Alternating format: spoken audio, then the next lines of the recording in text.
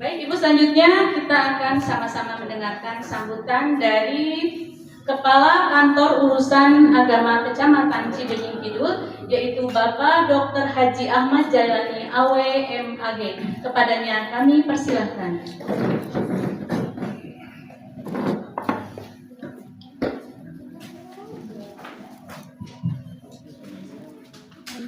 Bismillahirrahmanirrahim. Assalamualaikum warahmatullahi wabarakatuh. Waalaikumsalam warahmatullahi wabarakatuh. Beda suara lelaki jeung awewe. Dari ku awewe mah langsung aja dari Waalaikumsalam. Tapi kalau bah kula laki mah Waalaikumsalam. Assalamualaikum warahmatullahi wabarakatuh. Waalaikumsalam warahmatullahi wabarakatuh. Mugi kelas mata sesentak. Biasa datar tapi berusaha. Masa kalian nggak jawab nyentah. Kira hari nyarekan kepala kaubahan semua. Kalian Pak. Sesuatu Rasulullah itu kita bahwa fitrun yuhibbu fitra fa'uti ya sahibal fitr. Jadi Allah teh ganjil bikana senang ganjil bulan ganjil. Assalamualaikum warahmatullahi wabarakatuh.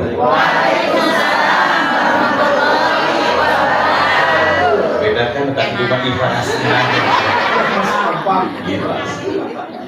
Alhamdulillah, salatu wassalamu ala rasulillah wa ala alihi wa sahbihi wa mawala.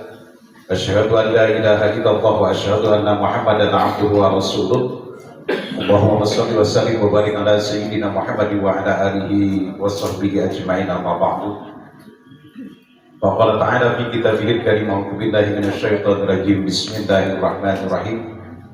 Ya ayyuhalladzina amanu idza qila lakum tafassahu fil majalis fafsahu yafsahillahu lakum wa idza qila famshuzu yarfa'illahu alladzina amanu minkum walladzina utul ilma darajat. La yasrifullahu alaihi. Yang terhormat Ibu Kepala MTKD Al-Ikhlas Kecamatan Cibenying Kidul, yang saya hormati Pak Ketua RW 10 beserta seluruh jajaran, yang saya hormati juga Pak Ketua DKM Yerusalem.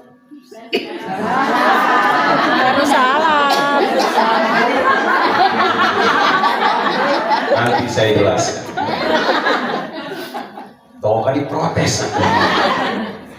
Yang saya hormati Wakil Kepala MTKD dan seluruh jajaran para mudaris.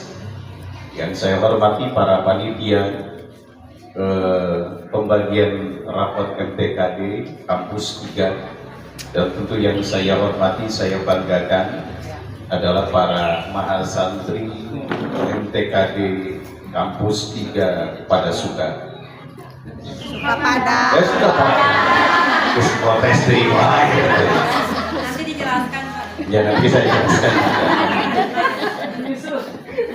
Puji syukur kita panjatkan kehadirat Allah Subhanahu wa taala. Shalawat dan salam semoga senantiasa dilimpah curahkan Allah pada panutan alam Rasulullah Muhammad sallallahu alaihi wasallam, pada seluruh keluarganya, para sahabat dan seluruh umatnya sampai yaumul qiyamah. Bapak dan Ibu sekalian yang dirahmati Allah Subhanahu wa taala, yang pertama saya ucapkan selamat kepada seluruh mahasantri yang hari ini akan mendapatkan rapot. Karena mahasantri itu tidak beda dengan TK, sehingga pakai balon gitu Pak. Maka seyogianya yang mengambil rapot itu balon. Ya kan pakai balon. Iya. Ulang tahun Pak. Di meja lagi letik gitu. Katakan meja TK kan. Dan seyogianya yang mengambil rapot juga kalau nanti anak sekolah itu oleh orang tua, maka orang tua kita semua yang mengambil rapot harusnya incunan mau dia diwakili kan. Karena nanti pengetahuan yang dimiliki oleh cucunya dengan neneknya itu sama. Saya yakin ibu juga belajar doa mau tidur, cucunya juga belajar. Ibu belajar doa mau makan, cucunya juga belajar. Ibu belajar baca Quran, cucunya juga belajar. Ibu belajar rukun iman, cucunya juga belajar. Betul Bu? Betul Bu? Betul. Berarti ibu-ibu itu sarwa yang sekolah TK kan ya? Sama dengan sekolah TK. Sama. Dan itulah tahapan belajar. Tidak ada klaster dalam belajar sesungguhnya. Karena sesungguhnya belajar itu disebutkan dengan long-life education, sepanjang hayat atau tulang hayat disebutkan itu. Jadi belajar itu adalah sepanjang hidup kita, dan itu mesti tertanam dalam diri kita untuk mau belajar. Hanya ada dua pilihan dalam hidup, mau berawal belajar atau mau berhenti belajar. Terserah Bapak dan Ibu sekalian. Mau belajar? Mau berhenti belajar? Tidak. Pasti. Kalau belajar itu mau, kalau berhenti belajar itu pasti. Bingung kan? Ya nanti saja dijelaskan oleh Ibu Elmi. Mau belajar itu karena kita diberi kesempatan hidup, dan itu adalah belajar. Kalau berhenti belajar itu pasti, karena kematian itu adalah sesuatu yang pasti. Jadi lamun geus teu hayang diajar tinggal minta mawar, tinggal mati saja, tidak ada yang lain. Karena yang hidup itu mesti belajar. Sebagai manusia, tanda kemuliaannya itu adalah dengan belajar. Baik ibu-ibu dan bapak-bapak sekalian, tadi program yang disampaikan sudah sangat jelas saya kira. Saya tidak perlu membahas program. Namun yang menjadi pertanyaan terbesar bagi kita semuanya, kenapa kita belajar? Saya tanya sama ibu-ibu. Kewajiban. Siapa yang mewajibkannya? Allah. Ada di dalam Al-Quran bahwa kita wajib mencari ilmu. Apa dalilnya wajib mencari ilmu dalam Quran?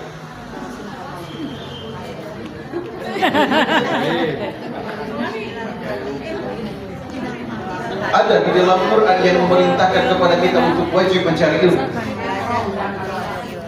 Iqra itu suruh membaca, bukan untuk belajar. Karena sudah belajar pun kita tidak pernah membaca. Maaf, saya katakan sama ibu-ibu sekalian, apakah ketika ibu sudah belajar di MTKD kemudian sorenya dibaca lagi? Yang ibu tinggalkan adalah perintah Allah Yusuf tentang membaca. Yo, saya tantang, mana Quran yang memerintahkan kepada kita untuk belajar? Secara langsung tekstualnya tidak ada. Tapi Quran itu ada dua. Pertama, ada yang disebutkan dengan bil isyari, yang kedua bil ibar.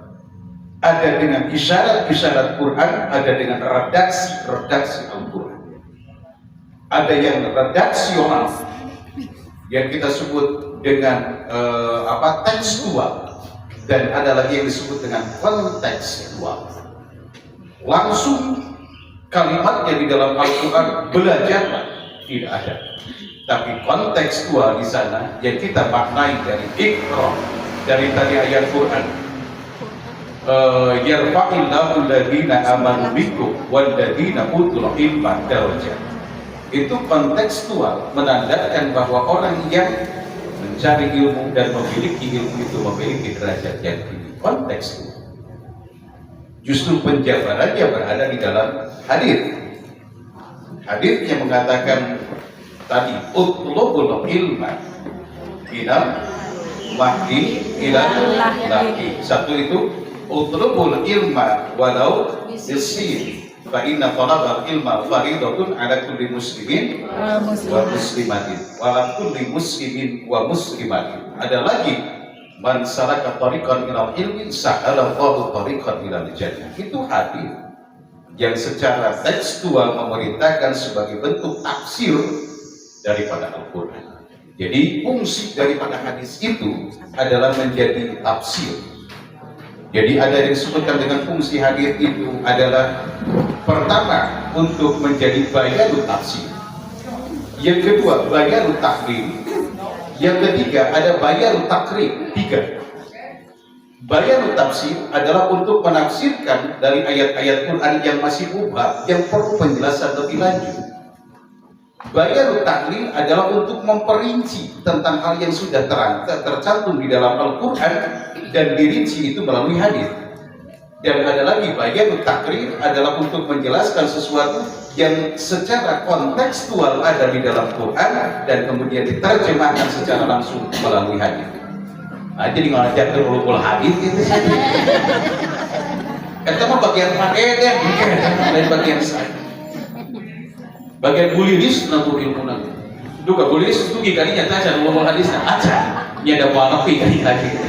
Oke, insya Allah bakal nafi. Jadi ada 3 fungsi hadis terhadap Quran itu. Bayan tafsir, bayan taklil, dan bayan takrir.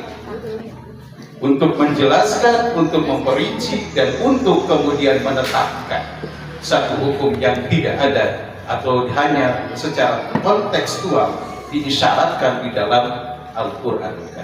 Makanya pertanyaan saya, kenapa kita perlu ilmu? Kenapa kita mencari ilmu? Kewajiban. Mana yang lebih wajib? Melayani suami atau mencari ilmu?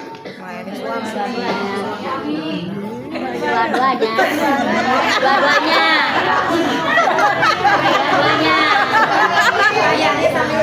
Oke. Saya tanya yang sebelah kanan saya, mana yang lebih wajib, mencari ilmu atau melayani suami? Melayani suami. Dua-duanya. Iya. Layu aja. Mencari ilmu? Wajib. Saya tanya lagi sebelah kiri saya. Mana yang lebih wajib, melayani suami atau mencari ilmu? Melayani suami. Ini suami tuh cari ilmu kemana? Mana yang lebih wajib antara mencari ilmu dan mencari suami? Cari ilmu. Cari ilmu untuk melayani suami. Jadi bingung jawaban Anda. Ilmu dulu suami. Mencari ilmu untuk melayani suami.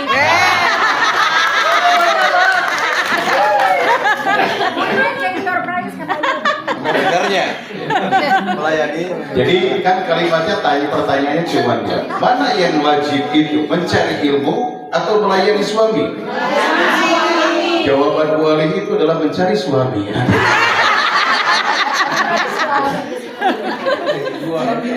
Karena dua-duanya diambil itu, yang satu mencari, Ya.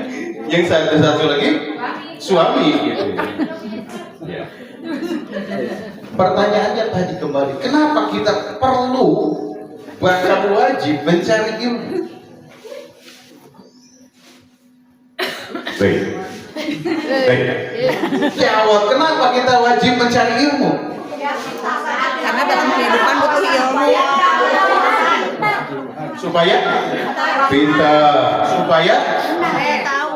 Hah? Supaya tahu. Supaya tahu, terus Tahu kewajiban. supaya tahu kewajiban. Setelah tahu kewajiban terus apa?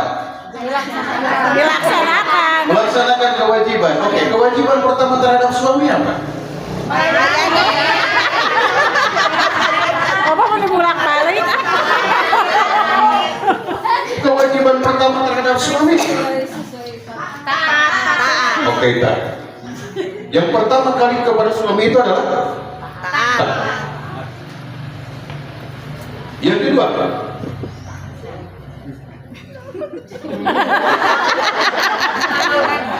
Laksanakan. Kewajiban terhadap suami. Yang pertama adalah Taat. yang kedua Patuh. patuh. Hari taatin patuh ya taatin kembali.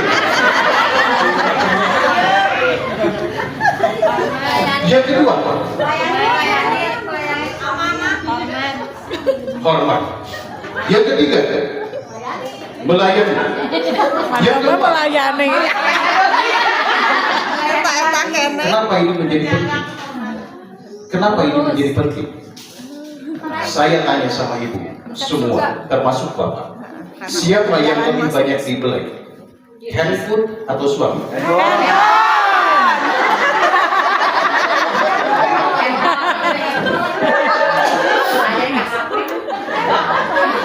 Terjawab sudah.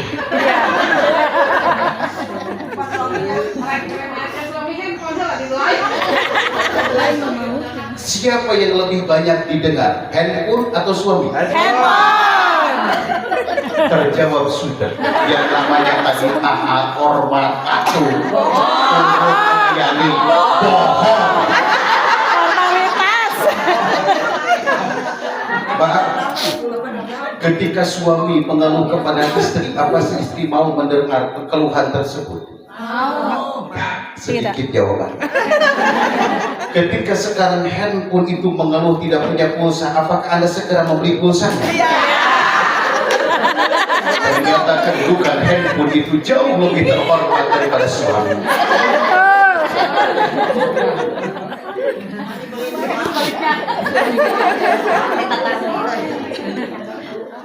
Seolah-olah pertanyaannya sepertinya sederhana, tapi maksud saya pertanyaan ini adalah untuk menggugah kita semua.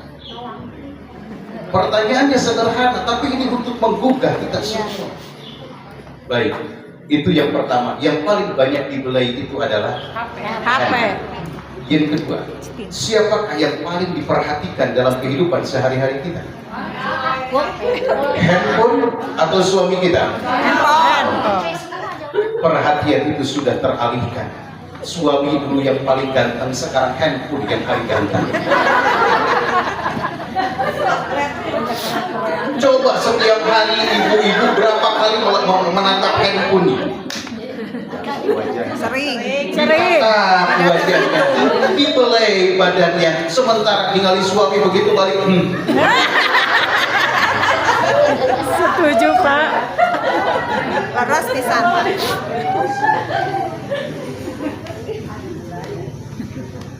Kata apa ibu kepala sekolah, saya harus memberikan pembinaan ini yang dimaksud.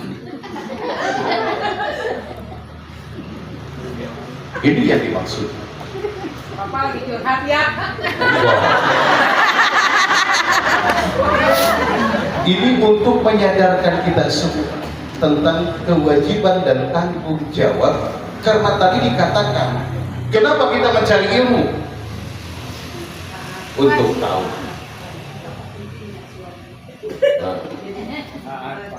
Ya kan, untuk tahu. Kenapa kita perlu tahu?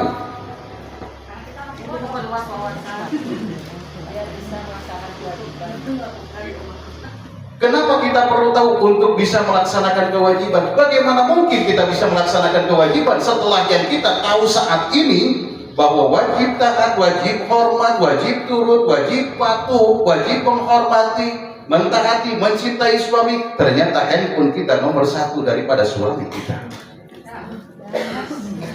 Well.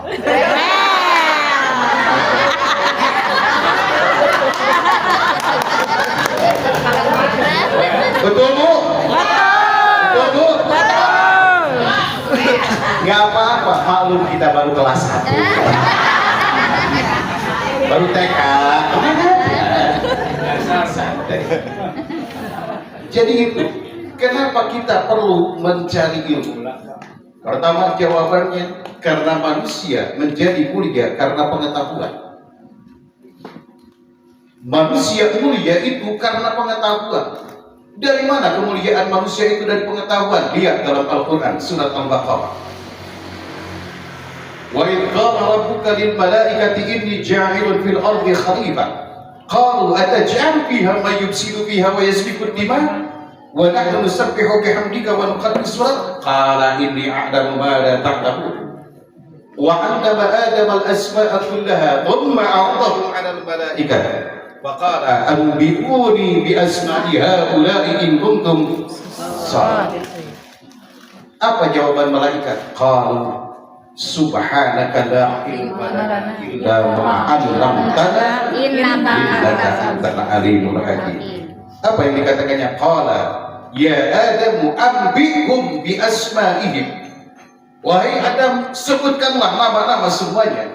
Falamma anba'ahum bi asma'ihim qala alam aqul lakum inni a'lamu ghaibas samawati wal ardh wa a'lamu ma tubduna wa ma kuntum taktumun. Itulah jawaban.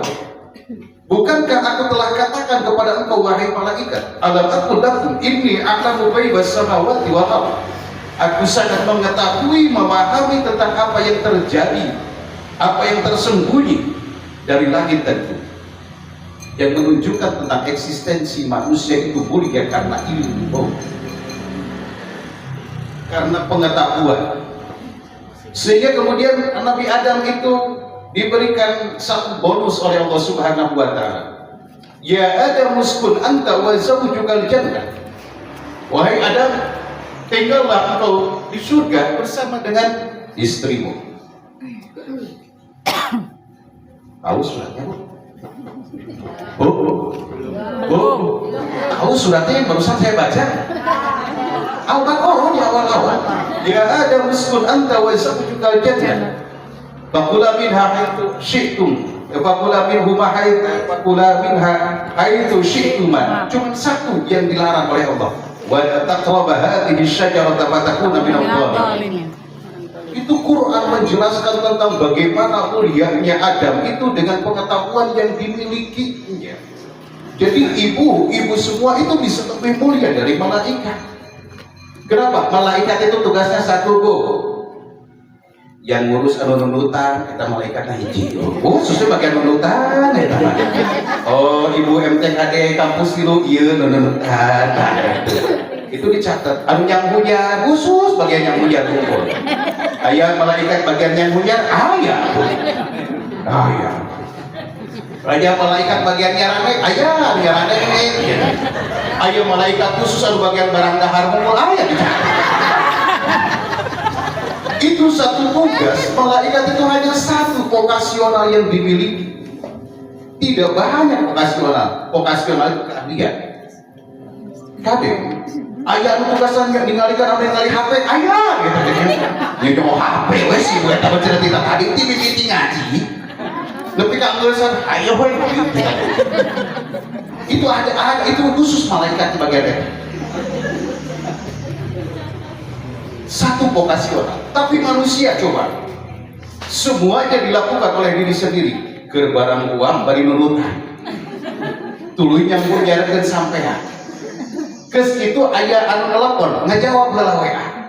Jadi semua kemampuannya itu dilaksanakan oleh diri sendiri, padahal malaikat itu masing-masing.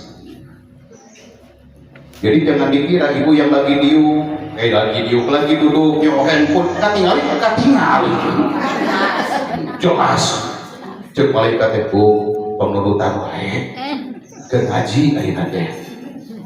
Nah ini jadi kenapa kita menjadi lebih mulia? Karena kita memiliki banyak pengetahuan yang diberikan oleh Allah Subhanahu wa taala.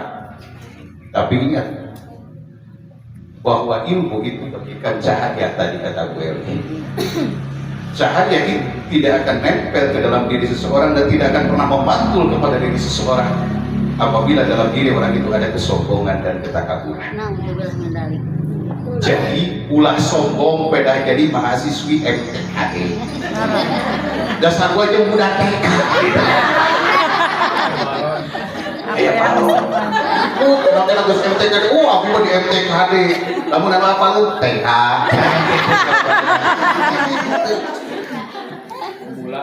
Ya itu. Kenapa begini Ibu, Bapak hadirin rahimahullah? Bagaimana mungkin kita akan mendapatkan ilmu? Ilmu itu adalah al-ilmu nurun, al-ilmu kan nuri fil hidayah. Bahwa ilmu itu bagaikan cahaya dalam memberikan petunjuk, penerangan. Dan ilmu itu tidak akan sampai kepada hati kita yang kotor. Hati yang kotor salah satunya hati yang diisi dengan kesombongan, ketakaburan, kemujuban, kesukaan yang ada dalam hati tak kalah mencari ilmu. Maka butuh yang tadi disebutkan dengan wa irsyad ustaz, petunjuk daripada guru. Jadi sekalipun kita sudah tahu, ketika kita berhadapan dengan guru itu kita pura-pura tidak tahu. Kenapa? Karena itulah irsyad ustaz yang akan menguji diri kita sombong atau tidaknya kita dengan ilmu yang kita miliki. Baru ilmu itu kita akan dapati. Ini Bu, kadang-kadang punten ya kita sendiri merasakan kalau saat-saat tertentu kadang Pak Ustadz hari-hari dengan ustadznya kita kemudian dan ustadz datang mah cenah teu kadenge ngomong oke. Si ustadz datang mah datu Pak Ustadz datang kadon liur nerangkeun teh. poro-poro ngerti kalau tambah puyeng ya pokoknya nama dengekeun. Itu kenapa kita butuh ilmu, karena manusia, eksistensi manusia itu ada di dalam ilmu. Lalu kenapa ilmu itu butuh, pengetahuan itu dibutuhkan? Karena itu akan menjadi fondasi bagi diri seseorang untuk melaksanakan amal. Jadi kenapa kita wajib mencari ilmu? Karena untuk memperluas pengetahuan. Kenapa butuh pengetahuan? Karena itu akan menjadi fondasi dalam melaksanakan amal. Man bighairi ilmin ya'malu 'amaluhu mardudatun la tuqbal. Barang siapa yang beramal tanpa dilandasi dengan ilmu, maka amalnya akan ditolak dan tidak akan pernah diterima. Itu. Jadi ibu nanti kalau melayani suami dengan ilmu itu beberapa ini tidak. So, pasti itu saya baterainya bunyi. Ya, gimana dari suara anak capek ini. Jadi dengan landasan ilmu ketika kita akan beramal itu akan menjadi mudah. Karena kata Imam Al-Ghazali, dengan ilmu hidup menjadi mudah, dengan seni hidup menjadi indah, dan dengan hidayah hidup menjadi terarah. Makanya tadi ketika saya bilang Masjid Yerusalem semua bingung kan? Betul bingung bu? Bingung bu? Kenapa saya sebutkan dengan Masjid Yerusalem? Yerusalem itu adalah bahasa Ibrani dan bahasa Arabnya adalah Darussalam.